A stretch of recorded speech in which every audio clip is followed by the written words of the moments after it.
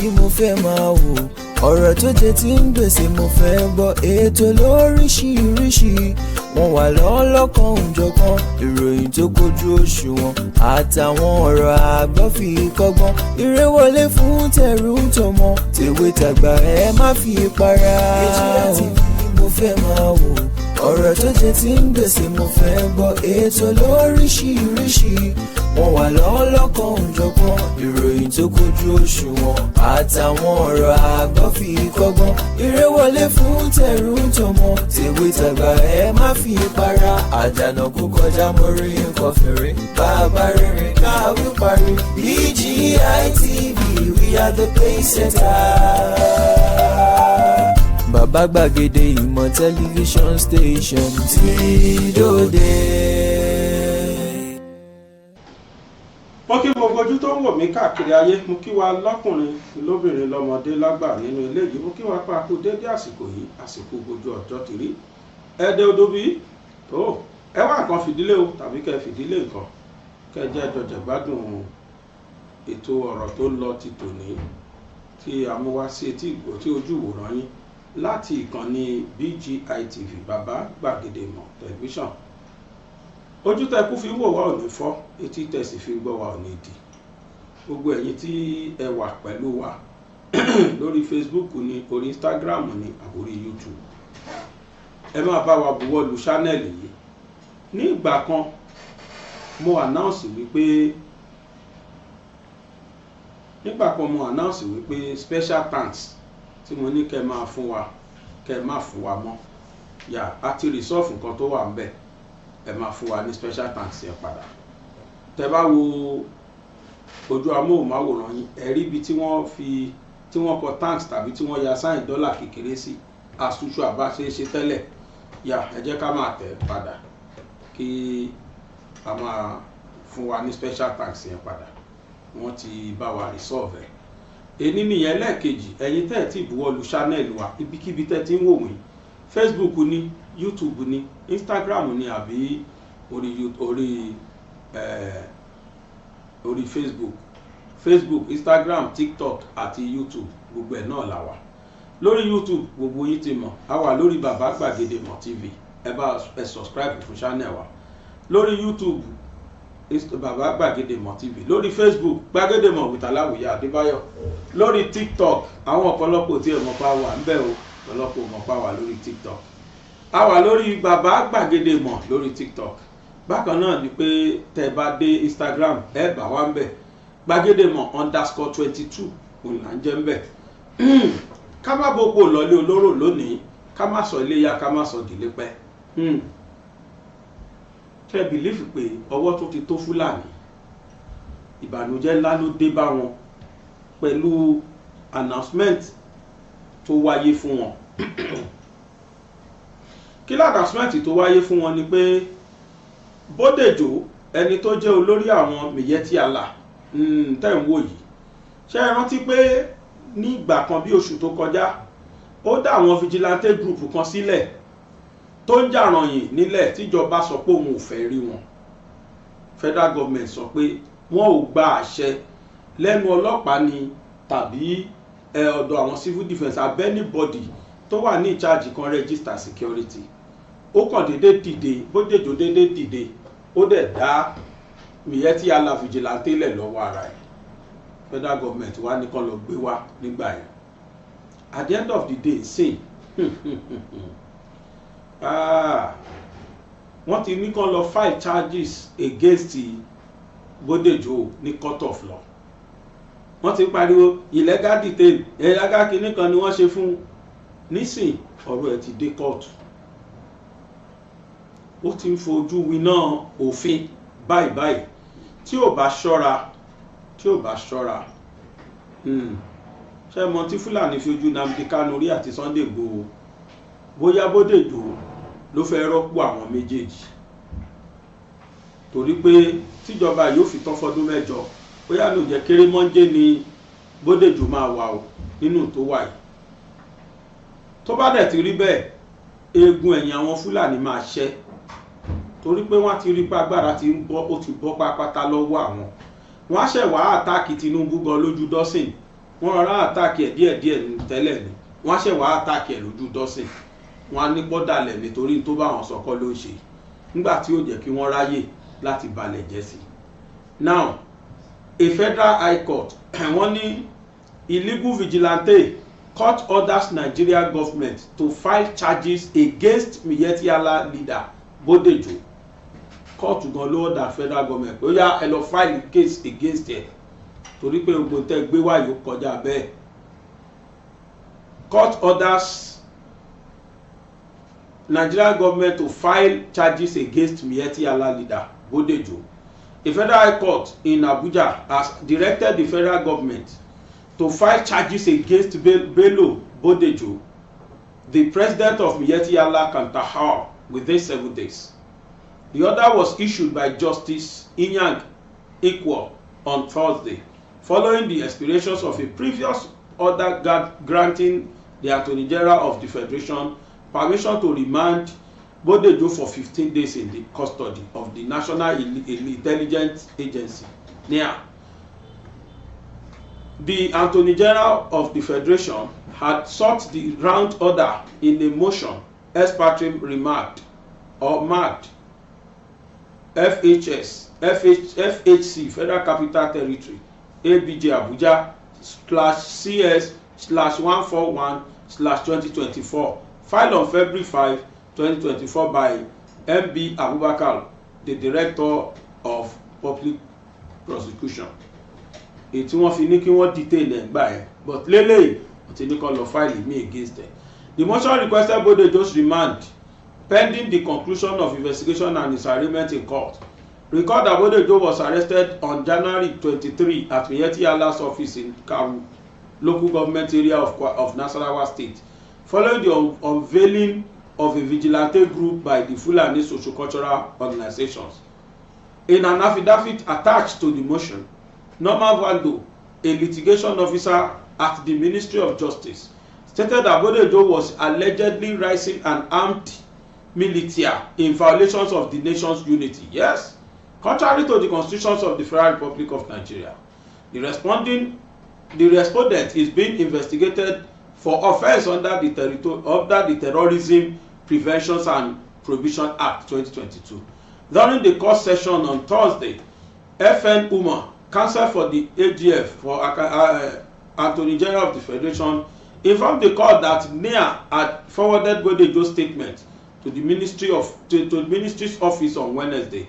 Due to bureaucratic process, they could not file charges as directed by the court, so requested a date to do so. Justice Ekwo granted the request, adjourning the case until March 1 for Bodejo's arraignment. Bodejo ti wọ̀ ó ti wọ̀ po. Ṣá ti gbọ́ báyìí eléyìí ló fi hàn wá pé ọmọ Fúlàní ti dáràn kò síbi tó fẹ́ gbà mọ́ rárá.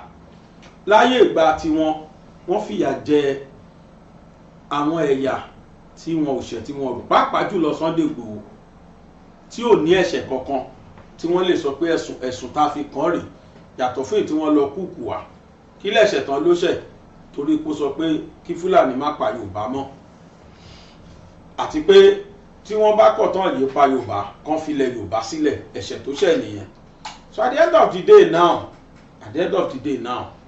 ohun tá a kàn déédéé rí ni pé àwọn náà wá kọjá ayé ìgbà Buhari tí wọ́n ṣe tó wù wọ́n náà pé wọ́n ò gbàgbọ́ pé ìjọba ti kó lọ́wọ́ àwọn wọ́n ò gbàgbọ́ pé àwọn ò sí bẹ́ẹ̀ mọ́. So Bodejo is in for it from March wà ó mọ̀ pé bẹ́ẹ̀ ni bẹ́ẹ̀ kọ́ rí gbogbo halẹ̀ tí wọ́n ha mọ́ Tinubu tẹ́lẹ̀ tí wọ́n kọ lẹ́tà sí ogbó lórí àwọn máa make Nigeria unlivable àwọn máa dálẹ̀ rú àwọn máa bálẹ̀ jẹ àríkàn wọn mọ́ báyìí nísìn tí kóòtù ti dá sí tọ́rọ̀ ti dọ̀rọ̀ kan lọ bá Attorney General kí wọ́n jọ máa fà á bẹ́ẹ̀ ni ó kàn déédéé dìde ẹgbọ́n tán ló ń build wọ́n ló ń build àwọn terrorist. Yes now àwọn tó lóhùn dálẹ̀ yẹn kí ni wọ́n fẹ́ fi wọ́n ṣebí lára wọn ti bẹ̀rẹ̀ sí ní mú pé wọ́n jiyàn gbé lára wọn vigilante tó lóhùn dálẹ̀ ọ̀nà ti mú yẹn ó ti rò páyé Buhari lòun wà tó jẹ́ pé tó bá ti ṣe làṣegbé ó ti wá gbàgbé pé bógun bá jẹ lọ ọgbọ̀n àjẹbọ̀ ọgbọ̀n ti jẹ dé bá wọn sìn ó jẹ tán ní kí wọ́n má gbé wọlé Yorùbá ṣẹ́ẹ́rí kí Yorùbá kú àbẹ́rí kí Yorùbá sọ pé ó kù bí tá a fẹ́ gbà o ẹ bá wa bẹ Fúlàní kan gbóúnjẹ wá o ẹ ti rí bẹ́ẹ̀ rárá o ó lè hàn ṣùgbọ́n àrùn oúnjẹ wa jẹ torí pàwa náà kúkú ń ṣọ̀lẹ àwọn ni wọ́n gbógun dé làwọn àgbẹ̀ wa sá lóko wàláhì Yorùbá kì í ṣọ̀lẹ àwa náà níbi bá ṣe ń gboko wa tẹ́lẹ̀ kódà oúnjẹ fertilizer làwọn gbé wá natural oúnjẹ ló jẹ tiwa àwọn òfin fertilizer sí ẹ bá àgbẹ̀ mélòó ló mọ fertilizer nílẹ̀ Yorùbá bẹ́ẹ̀ táwọn tó bá rí fertilizer lọ́dọ̀ wọn torí pé barren land nílẹ̀ wọn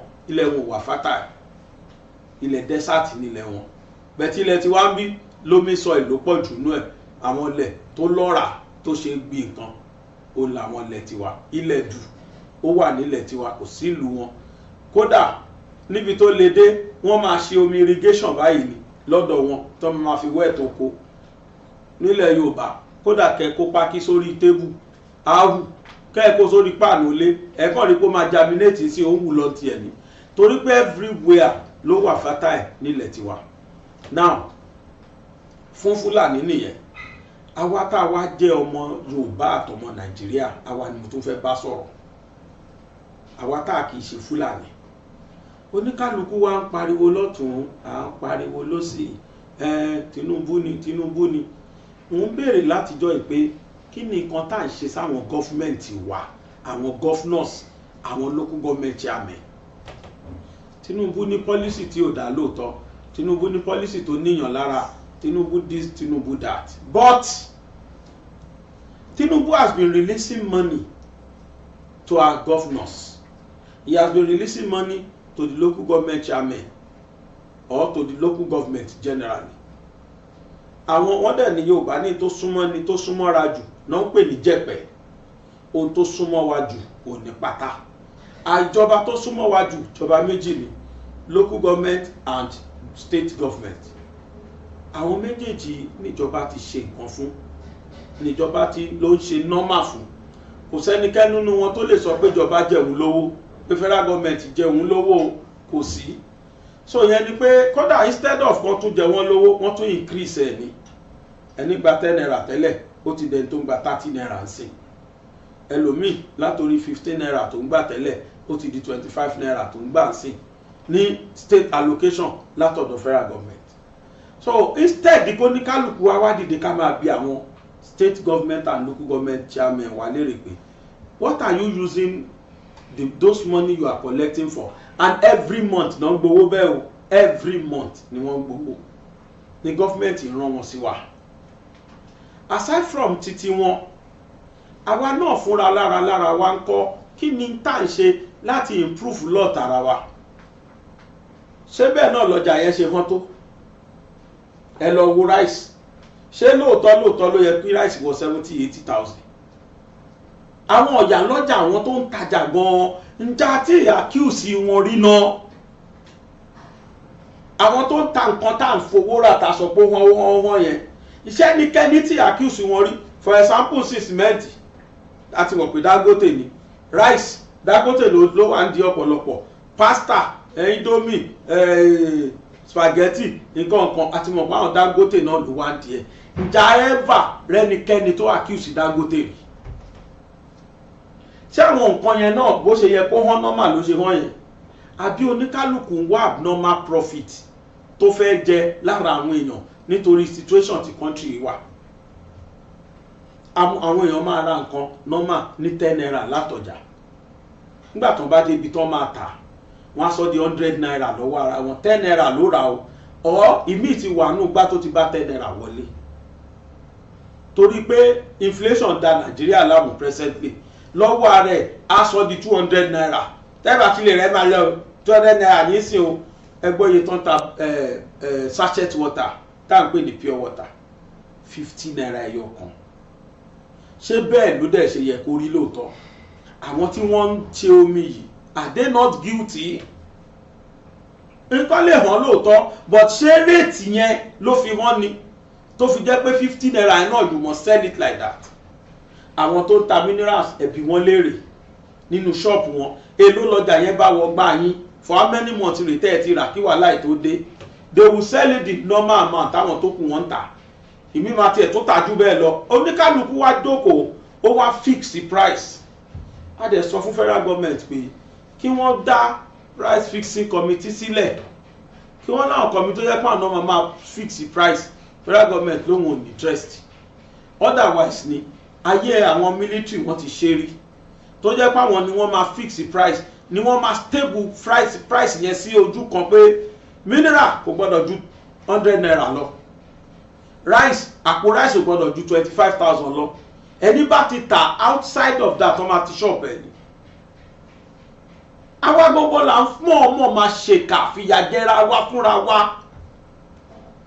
ẹ wo rice táwọn custom tà láìpẹ́ yìí ẹ wo tó gbẹ̀yìn ṣẹ́bi lípa àwọn èèyàn padà kú nínú ẹ̀ ẹni 6 ọ̀tọ̀ọ̀tọ̀ ló kú nínú ẹ̀ níbi olè àjẹbánu everybody fẹ́ ra 20 àwọn agbárí ọgbọ́n oríṣiríṣi àwọn èèyàn gbé nǹkan lẹ̀ pé kó lè rọ aráàlú lọ́rùn ẹnìkan ṣoṣo fẹ́ kí bíi 40 bags 50 bags wọnú ilé òun wá at the rate of 10,000 kó wá lọ tà 200,000 wọ́n bẹ̀ 70,000 80,000 kọ́ lè jèrè rẹpẹtẹ wọlé àwa gbọ́dọ̀ kọ́kọ́ nífẹ̀ẹ́ ara wa náà kó tó di pa àrí ti gọ́fìmẹ̀ntì náà tàn ṣe àwa gan nídìí kan pé wà jókòó kan bá wa sọ̀rọ̀ pé káyé nira wa lára mọ́ èyí tẹ́ l'opportunity láti máa ta nǹkan ẹ fi nǹkan tẹ́ bá ta ẹ fi ṣe dẹ̀kun fáwọn èèyàn nílùú kò kúkú burú tó bá ṣe ń pariwo ẹ̀ ká sòdodo àwọn èèyàn wa gangan ló ń fayé ní àwọn èèyàn lára nítorí àjẹbánu nítorí olè èrè tí wọ́n fẹ́ jẹ ṣó náà ló le tó yẹ wọ́n dẹ̀ corporate gbẹ̀bádọ́dẹ lè tó bá ti rí pé yàsíkírá ti ń ta ti ẹ̀ ní 50 naira 30 naira lòun tàtẹ́ lórí àyà sọ́ di 50 naira àdẹ̀ ṣàánú ara wa we are the mercy of government àwọn èèyàn wa náà tó dẹ̀ tún yẹ kan tó ṣàánú wa yìí náà tún fayé ní àwọn èèyàn lára nígbà tó ní gàrí bá sọ fún mi pé dọ́là ti hàn onígàrí ẹ bá ń bi onígàrí pé ṣé ìdí pákí yẹn ni dọ́là hàn sí ni àbí nígbà tó yan gàrí yẹn ni dọ́là hàn àbí nígbà tó fẹ́ ta gàrí dọ́là ló fi ta ṣé dọ́là ló fi ra pákí ni kò sí nǹkan míì ju pé oníkálukú ti rò pé àsìkò àti jẹ tèmi lélẹ́yìí o àwa ń jẹ àjẹbánu kò kúkú lè tó bẹ́ẹ̀ tẹ́lẹ̀ náà àwa la fà á ẹ wà àwọn elépo lẹ́yìn tẹ́ bá tà ní 650 per litre àwọn kan tún ti wá yí mítà yẹn pin pátápátá epo tó jẹ́ pé at the rate of 650 yẹn náà kò yẹ kó repo jẹpo 15,000 lọ wà máa fi 50,000 rà ẹ yí mítà pa at the same time ẹ tún gba owó gbàkúgbà lọ́wọ́ wa ṣé gọ́fìmẹ̀ntì ló wá ń bá yín yí mítà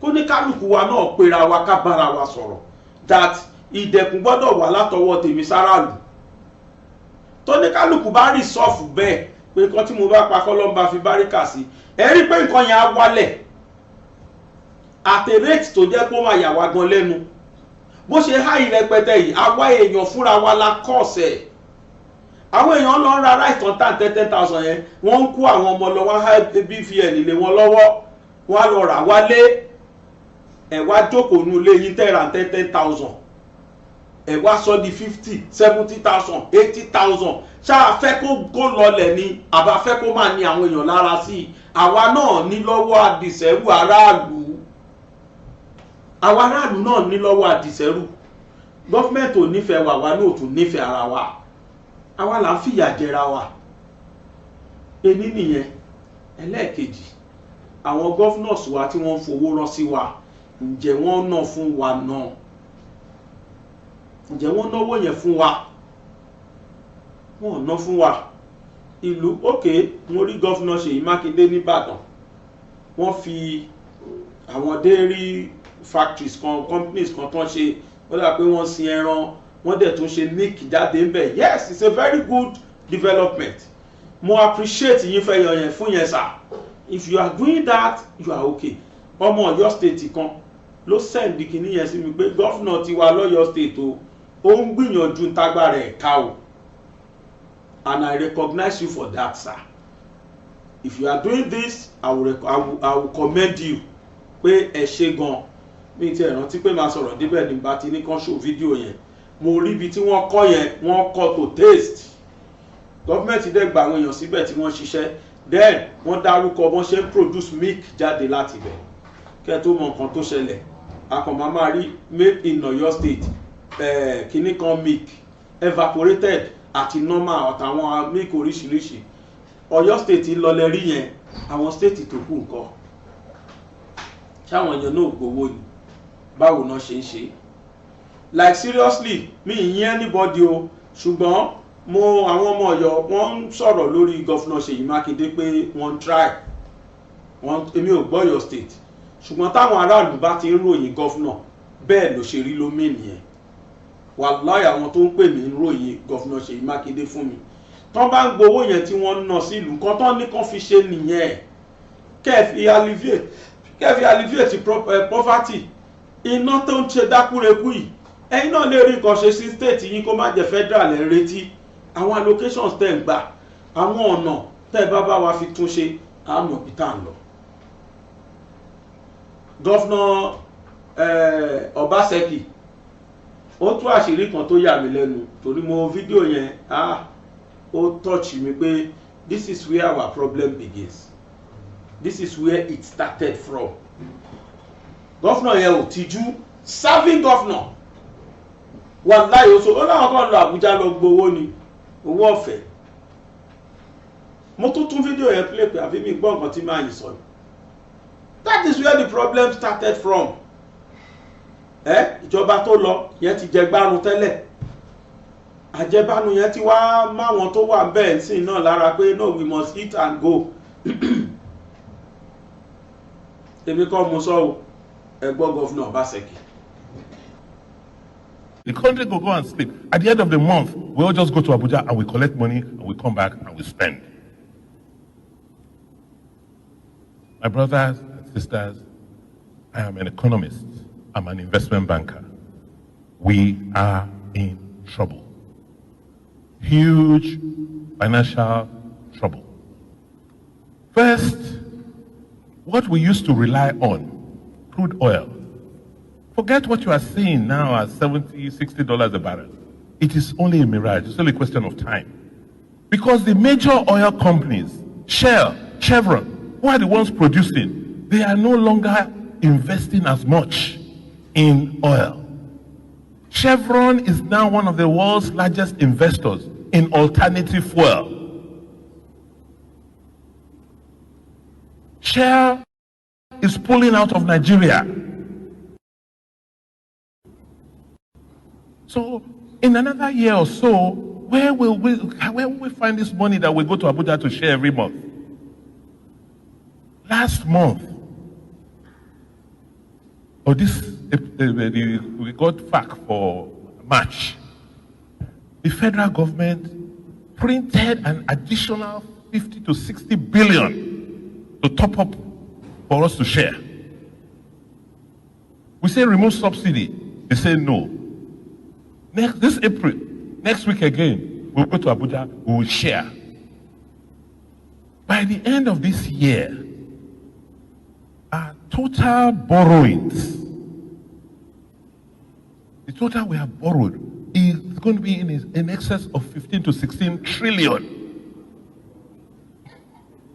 And my worry is that we wake up one day, like Argentina, the Naira will be 1,000, 2,000, it will be moving.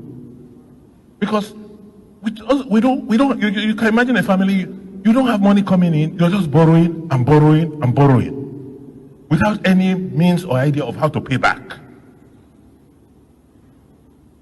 And nobody is looking at that. Everybody is looking at 2023.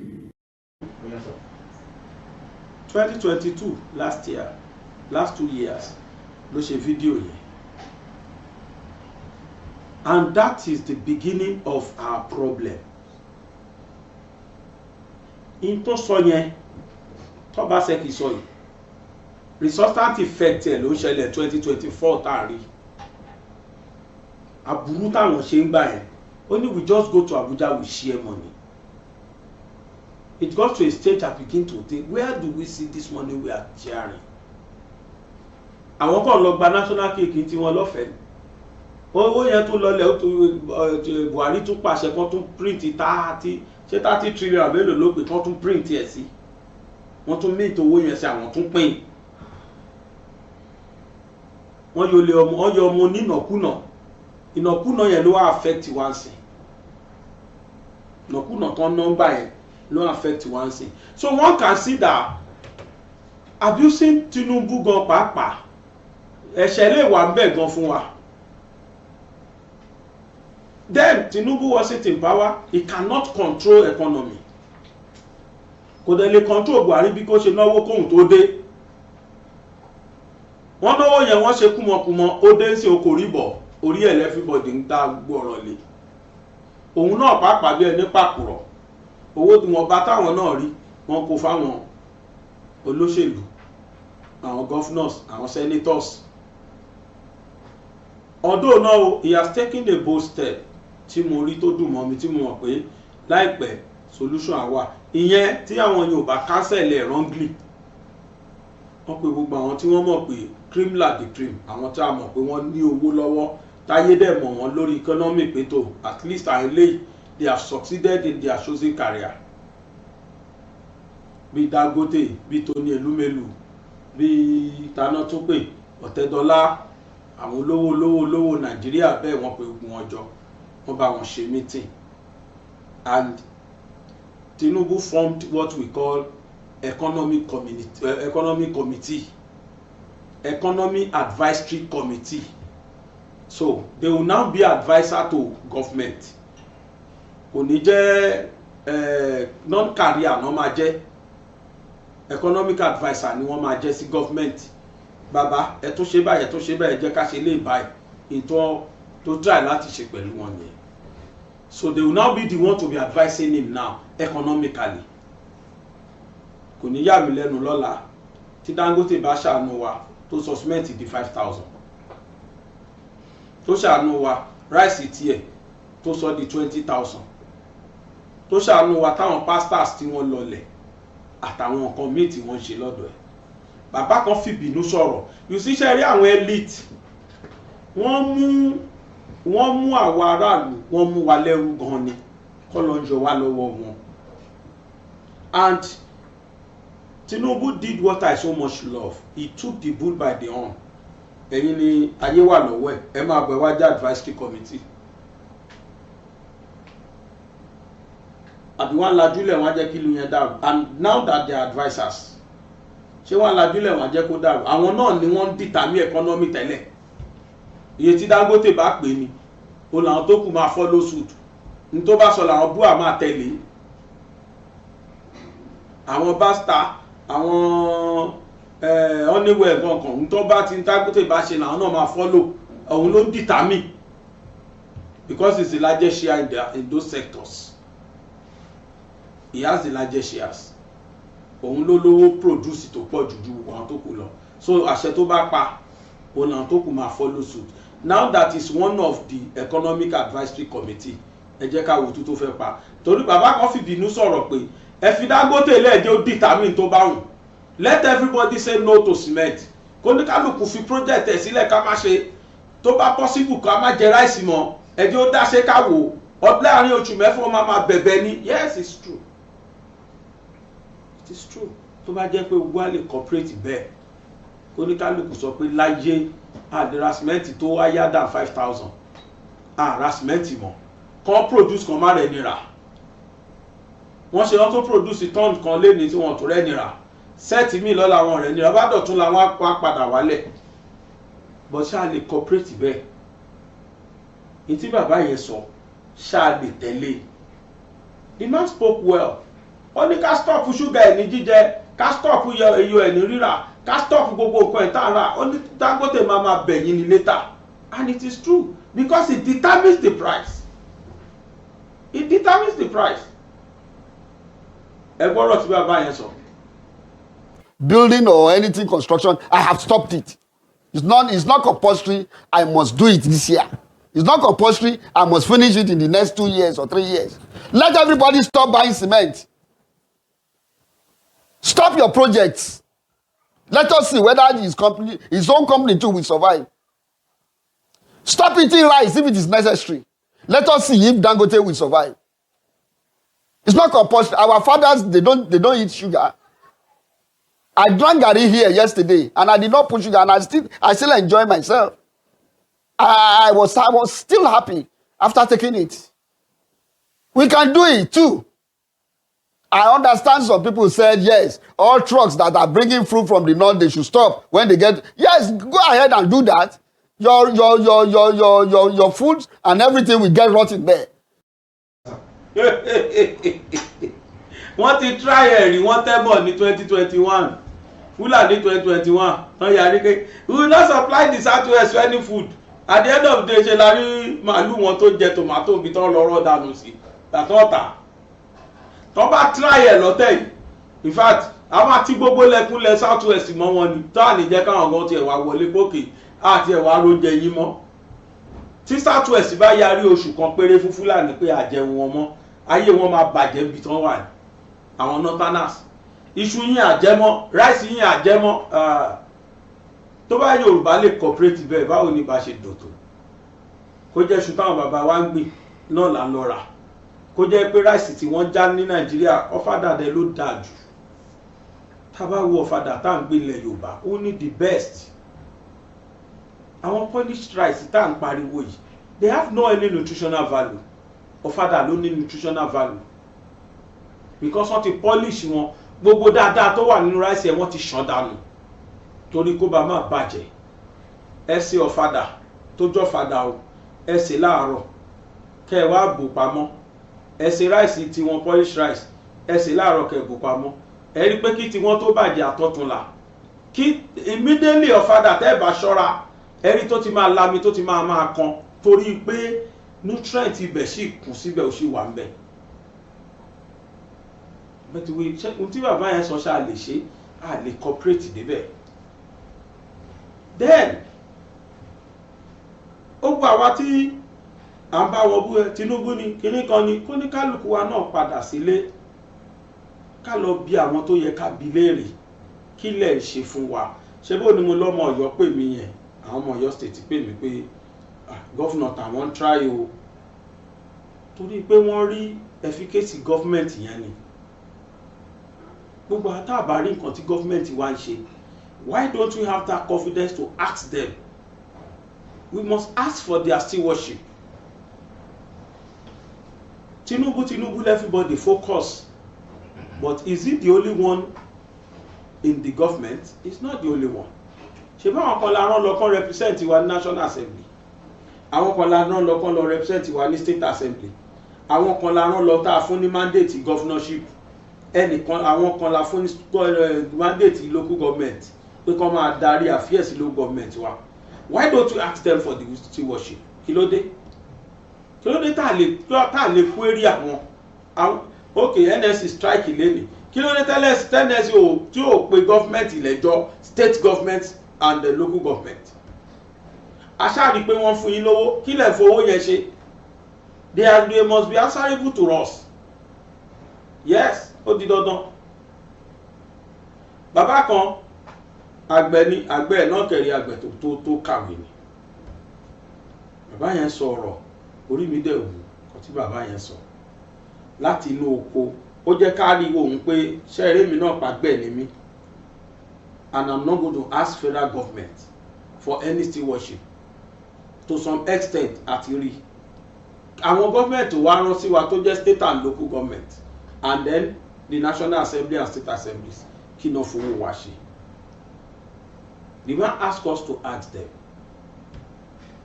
Sọ́gbọ́n akọ̀ pariwo Tinubu nìkan kọ́ ṣùgbọ́n o for any motor tó bá dànù driver láàbì léèrè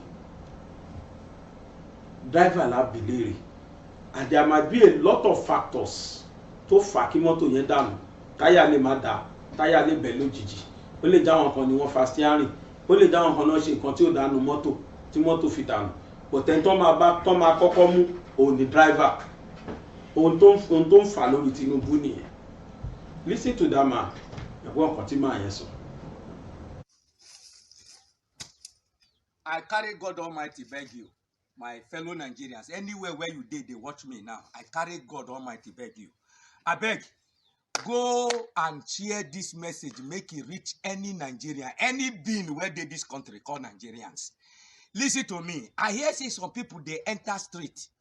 They shout say Tinubu don't bring hunger come Nigeria. Some they even go naked, married women. Say Tinubu don't bring hunger come Nigeria. Make I ask you one question. Tinubu na your governor? Tinubu na your senator? Tinubu na your House of Rep, both state and assembly, both state and federal assembly? Tinubu na your local government chairman?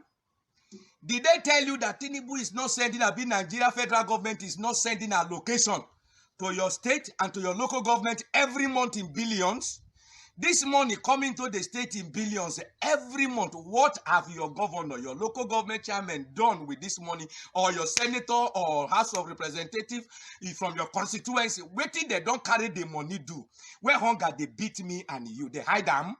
If we not start our fight from them, no carry yourself, come collect hot water and tear gas. Say you they protest against Tinubu, they shut down road. You are wasting your time.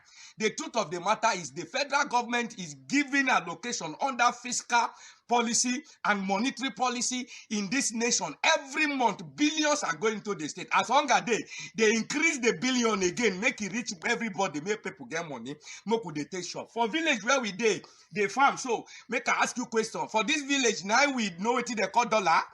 We don't know dollar for here, na naira we know where the naira dey. And the naira is leaving federal government to the state, to the local government. Our chairman, local government, where did they carry the money do? How have they helped the matter? I carry God to beg you now. If we need to revolt, Moku go start from our local government. If we put fire for the Anyas, they go tell us where our money dey. If they no fit do, they go meet the governor by themselves. And this thing will be set as so. This is time for democracy. No be time to demonstrate nonsense. It's time for democracy. Let's demonstrate reality and face reality. Let's fight the right people and not the number one. Only one person, all of us, they shout. Do you know how many senators that get for this nation? Please go back and help me share this message, make it reach on Nigeria. It is time to revolt from our local government. May they tell us the money where they come from federal, where they carry and do. If they say governor, hold on. If we hold them, they go hold governor. We they suffer for here. We know no dollar. We know naira. Now they take shop. Ask my mama, ask my papa. Where they found with us. God bless you, Nigeria. Share this message, make it reach everybody. Ṣáàtì gbọ́ báyìí. Àwa èèyàn fúnra wa ló jẹ́ pé àti gẹ̀ẹ́tẹ̀ rárá. A máa ń so focus federal government. A máa so focus president pé ìgbà yìí ẹni gbogbo ẹ bàjẹ́. But tó bá jẹ́ government tó rán àwọn èèyàn sí wa, why don't we ask them kí náà fowó ṣe? Oníkálùkù wọn wá mórí mú ẹ máa bú Tinubu òun láyé ẹgbà òun lórí ẹgbẹ́ owó tó fi ránṣẹ́ nǹkan. And the funniest part is that why don't that governor, the president, ask these governors owó tí mò ń fún yín kí lẹ fi ń ṣe? Every one of you should come and give me stewardship on it. Release billion, wọ́n lè ń pín trillion every month. Nígbà kan lè ń pín trillion every month. Àwọn tó ń pín fún kí náà fi ṣe? Ask them now. Finally tí mo fẹ́ fi ṣe lọ lónìí. Ṣé rí pé mo yọ tó ní kálukú fún ni? Àwa tá a wá jẹ́ aráàlú fúnra wa. Iṣẹ́ máa pọ̀ nílùú. Táwọn èèyàn bá ready láti were employed. How do I mean? Employment ò mean pé dandan ká lọ sọ́dọ̀ government, ká lọ wáṣẹ́ ìjọba lọ dandan. Most especially àwa tá a jẹ́ graduate. Bóyá poli la lọ ní o, NC ilẹ̀ lọ ní o, abẹ lọ sí university. It's not compulsory ká wà employed. Dandan ẹlòmíì ti graduate sí o ti lọ 10 years. Ó ṣà ń wáṣẹ́ náà ni. Ó ṣà ń wáṣẹ́ náà ló fẹ́ ṣiṣẹ́ ìjọba. Gbogbo wa kọ́ níjọba máa employ. Ṣé mo ye graduate tó jáde lọ́dọọdún? At what rate ni wọ́n fi create employment in Nigeria, and where is even the employment? Ṣé Nigeria tí ò sómi, tí ò síná, tí ò sọ́nà?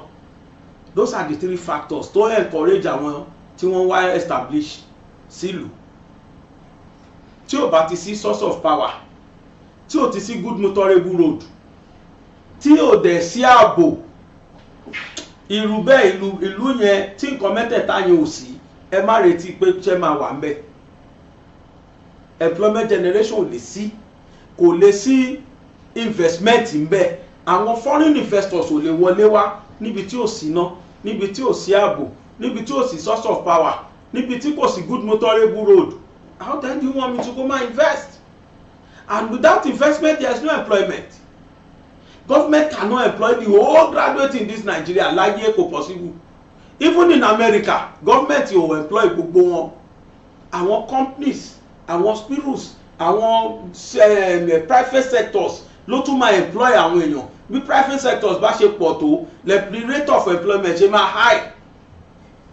But in this country, how many private sectors are investing? Níbi tí wọ́n ti máa lo generator tó tún máa sanwó NEPA iná tán lù. So yẹn wọ́n fẹ́ employ àwọn èèyàn.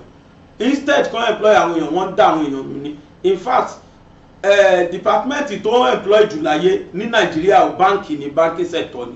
Mọye èèyàn tó ń dàdánù everyday sí.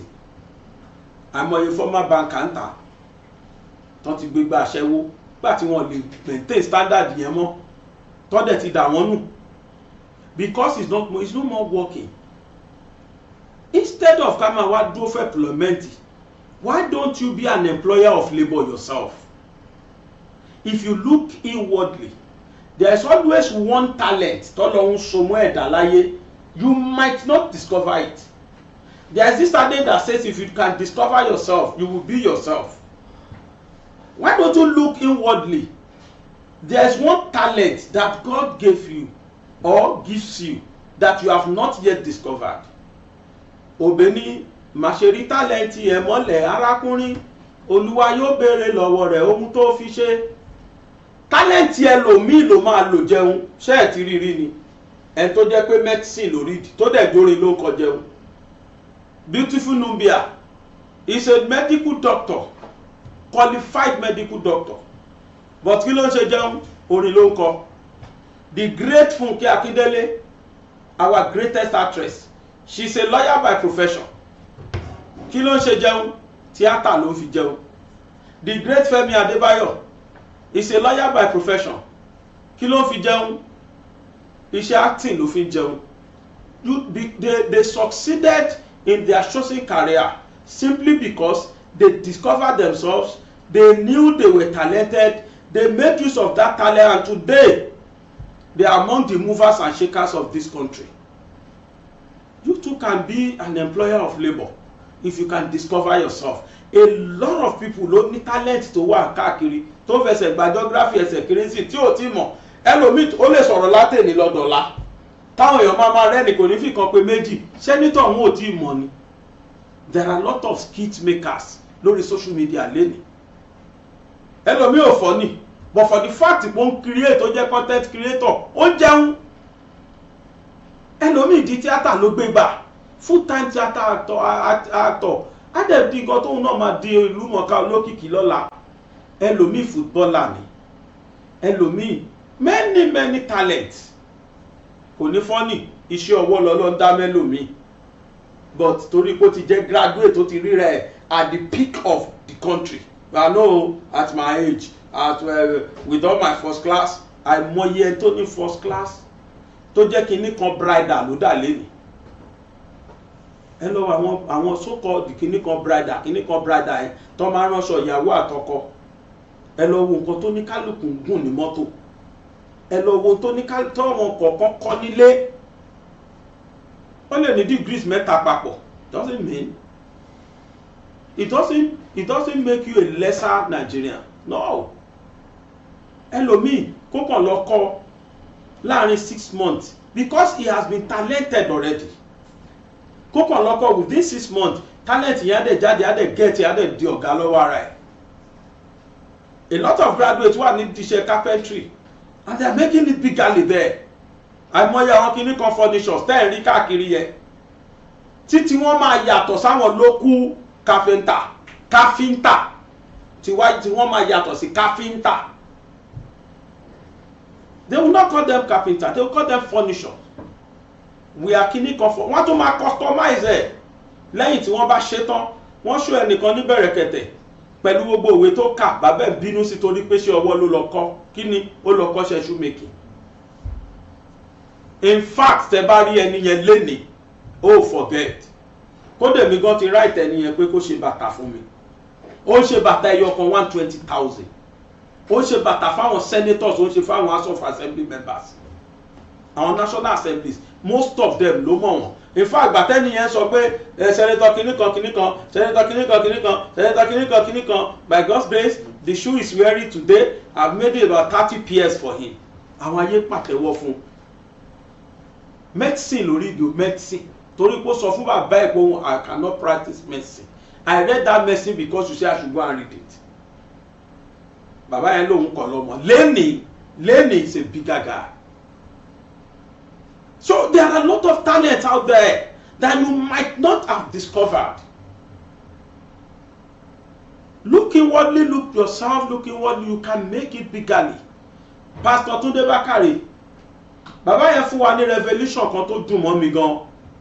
Inú mi dùn for the first time. I so much love that man's revelation that he gave nínú fídíò tí wọ́n ṣe. Kò ní yà wá lẹ́nu. Former first lady wa ní Ogun State. Yeye Olufunke Daniel. That was our first lady for 8 good years. Àṣetélọ̀ ni. Tó bá máa pẹ̀lú wọn ní fashion designer. Àbíkan ní stylist. Kò sí orúkọ tó kì í pè mọ́ sí. Tailor ni tailor ń jẹ́ o. Ṣùgbọ́n level there are tailors and there are tailors. Àwọn levels oníkálukú ọ̀tọ̀ọ̀tọ̀ ni. Àwọn levels kan wà tó jẹ́ pé nígbà tán bá rán aṣọ tán tó bá ní 1.5 million ò lè dọ́dọ̀ rú wọn aṣọ ẹyọ kan ordinary tailor kó ránṣọ gbọ̀ngàn tó bá ní 1.5 2 million ò lè ránṣọ lọ́dọ̀ rú wọn ó dẹ̀ lójú quality aṣọ tó lè gbé lọ bá rú wọn. It is because of the educability. Òyìnbó kan sọ pé the educability of a child is basically dependent on his ability to learn. You see, àwọn kan wà tó jẹ́ pé level of education wọn ló máa gbé wọn ló máa divine the way táwọn máa fi ṣe nǹkan tí wọn. It will be quite different from others. Ẹ máa dá wọn mọ̀ láàrin àwọn èèyàn wọn. Wọ́n strategize. You will see them at that greater height. The height that is reached and kept by the great men is not just a sudden flight. While others were sleeping, they continue burning their candles. They will have planned and they come successfully. Nígbàtí odidi Túndé Bákàrè ìyàwó former governor Ogun State ló rán aṣọ tó wọ̀ ó tún wọ aṣọ yẹn with pride. What about you? Ẹlòmíì wà ń bẹ tó wáṣẹ kiri ọ̀ tó ń tọrọ owó. Look inwardly. A lot of ways tá lè fi succeed in country yìí ọ̀rọ̀ wa ti gbà bẹ́ẹ̀ Nàìjíríà ọ̀rọ̀ wa ti gbà bẹ́ẹ̀ ní country yìí. This is Pastor Túndé Bákàrè ẹ jẹ́ ká gbọ́ nǹkan sọ. So what can we do to engage all these our jobless, unemployed, unemployable citizens of our country? I started wearing these outfits since the beginning of this series. And you think I just want to show you that I have a brother. Do you know the woman who sewed this for me?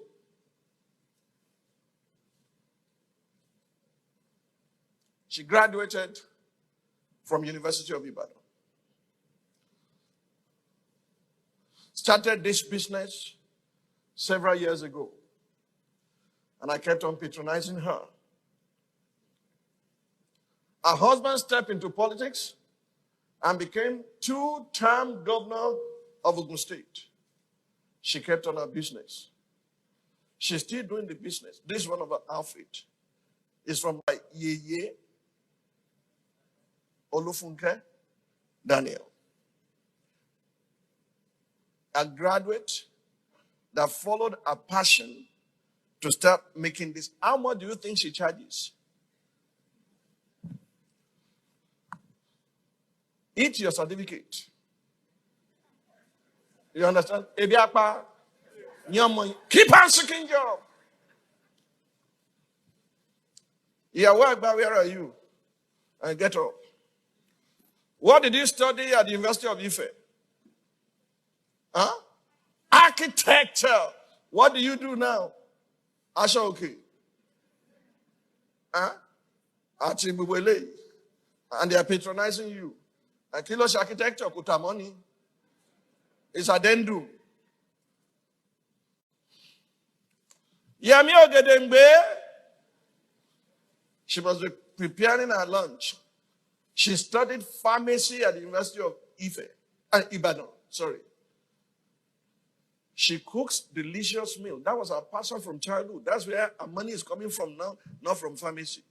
What they call the Jewish phenomenon is that with your certificate, you must learn another trade because you can be dispersed at any time and be taken to diaspora, where your certificate will not work or get you anything. But what you have learned, like Paul, who was a lawyer, who said, "This my hands are provided for my necessities." He was no longer going to court. He was a tent maker. He said, "These my hands are provided for my necessities." Every one of you still looking for a job, you're a compound fool.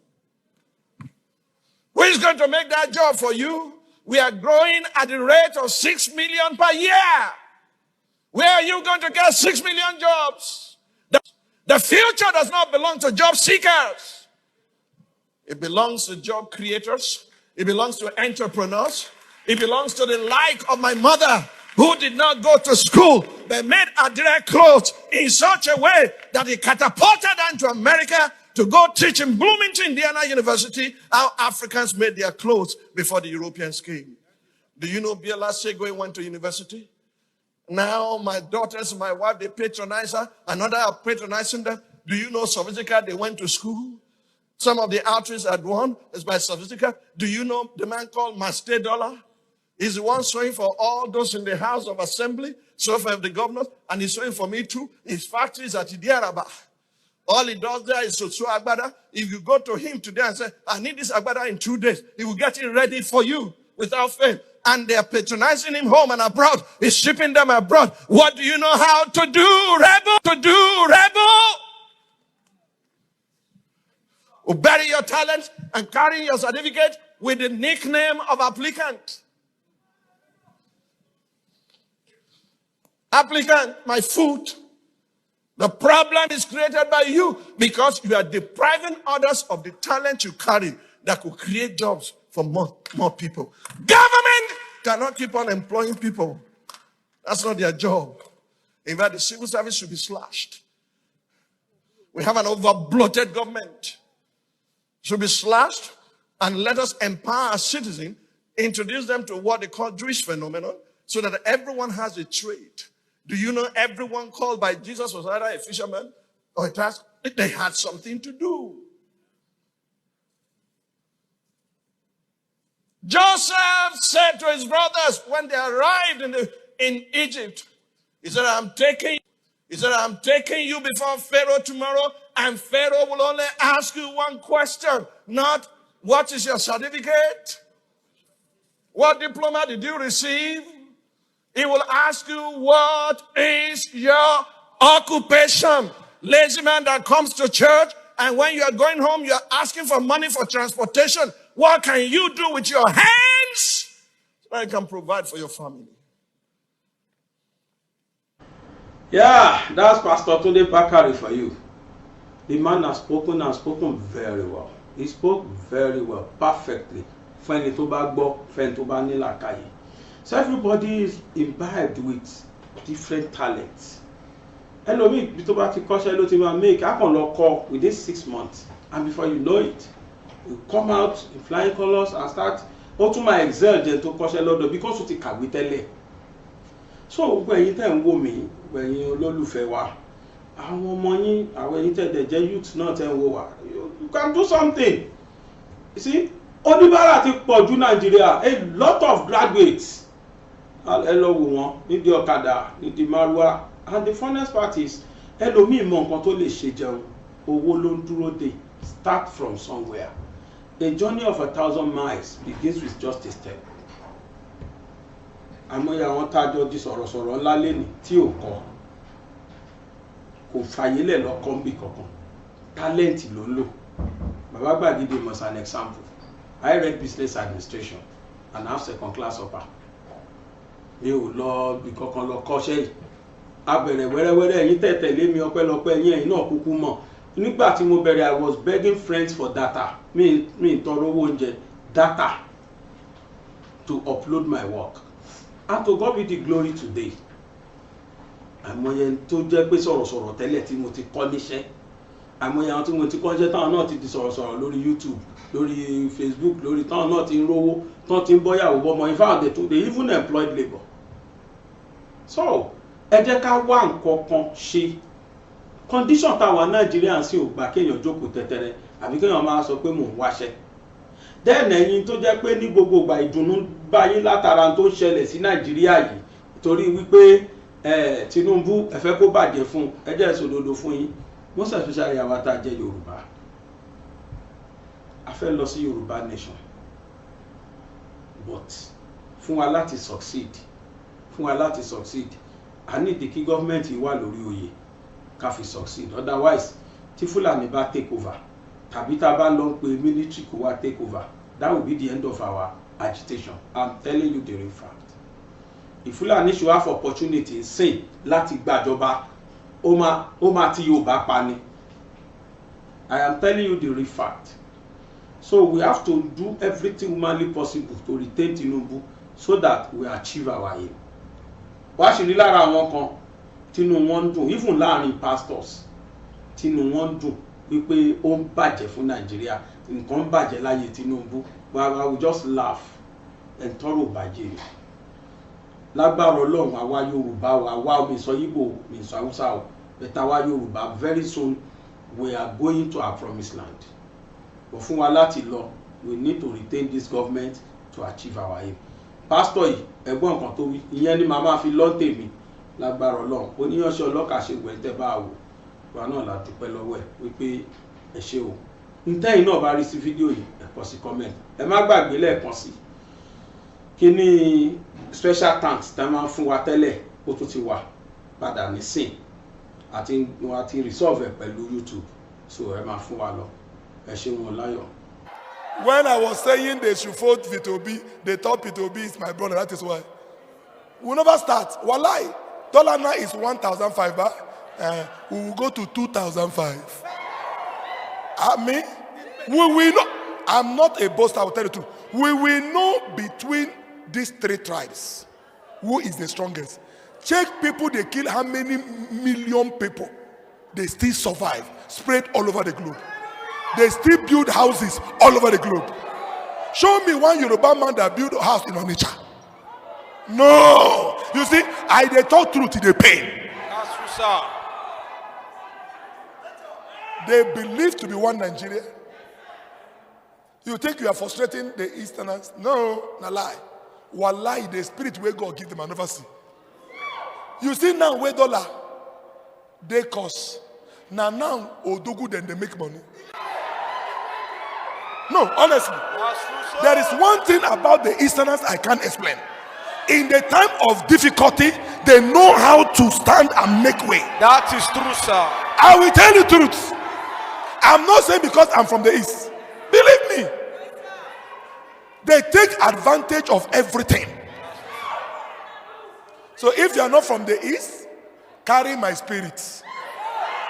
Listen to me. I hear you, Papa. If you think dollar will come down, very soon, even said you'll be stealing your dollar.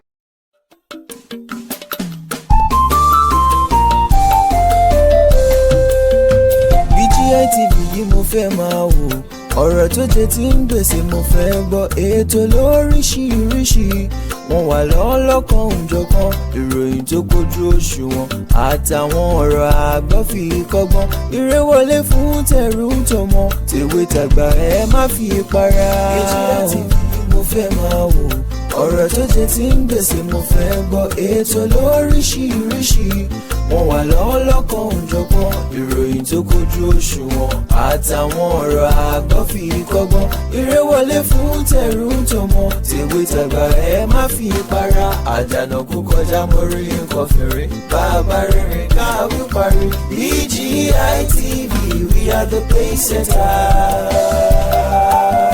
Bàbá gbàgede ìmọ̀ tẹlifíṣọ̀n station tí dòde.